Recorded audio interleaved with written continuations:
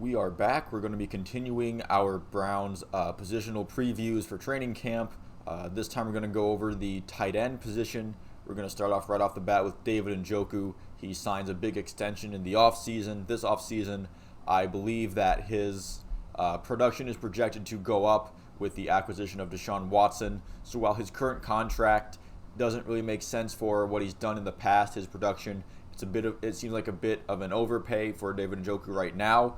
The organization is confident that he will increase his production and has given him a preemptive increase in pay to match that production, with the projection that he plays much better and much more productive with Deshaun Watson at the helm. And essentially they view him as a clear number one. I think it's impressive that David Njoku has survived two regimes now, with the whole Joshua Brown coming in with Andrew Berry, especially because they didn't seem to be buying into him when they first arrived. They brought in Austin Hooper and drafted Harrison Bryant, and I think on one of the first unofficial depth charts of the 2020 season when they first came into Cleveland, I think he was the third tight end. So he's really won them over after outperforming Harrison Bryant and Austin Hooper having a pretty bad year, and that contract signing not being that great last year as well. So Austin Hooper's gone. Harrison Bryant is clearly below him on the depth chart.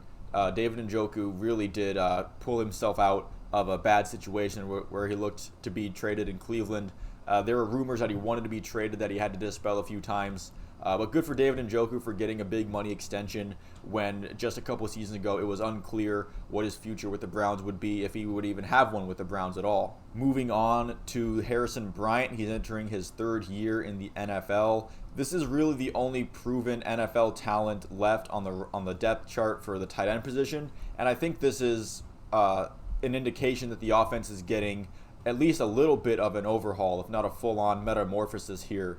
With Kevin Stefanski and the addition of Deshaun Watson, is that the tight end position doesn't have as many sure things as it did under Kevin Stefanski in the past. It's really just Njoku and Harrison Bryant, who we'll get into a little more, and besides that, it's just a lot of projects, some rookies, some second-year guys.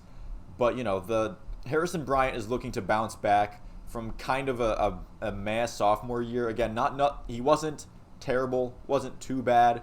But Harrison Bryant definitely took a step back from what was kind of a coming out party his rookie year. He had a couple really good games. One against the Bengals in 2020 really stands out. I think he had 2 touchdowns there.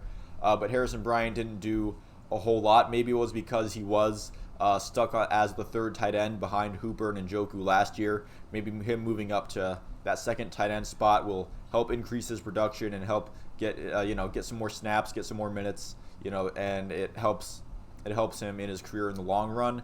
But he is going to have to step up from what he produced last year, and I think he's more than ready to take on that challenge. Here's where we start to get into the spaghetti at the wall kind of thing. Miller Forrestall, Nakia Griffin-Stewart, and Nick Gugamos. I don't know how to pronounce that. The Browns website, last time I checked, they didn't even have his picture up. So these are all second-year guys. They've been through an NFL training camp before. They've been on rosters. They kind of know the gig. Miller Forrestall and Nick Gugamos were listed on Pro Football Reference. They're listed as having been on the Cleveland Browns roster last year. That might have been a part of the practice squad maybe. Forrestall played in 2 games for 11 snaps. And on Pro Football Reference, he's credited with an assisted tackle. So maybe there was like a turnover when he was on one of the plays he was in where he helped tackle the guy who ended up with the ball that wasn't supposed to have it. So I guess he's on the stat sheet somehow. Good for him. Nakia Griffin-Stewart was on the Kansas City Chiefs last year. He also played in 2 games, but he only registered in 3 snaps, or 4% of his total availability in those games. So again, these guys have some NFL experience, but if you're playing them regularly, then you're mostly dealing with an unknown talent, essentially.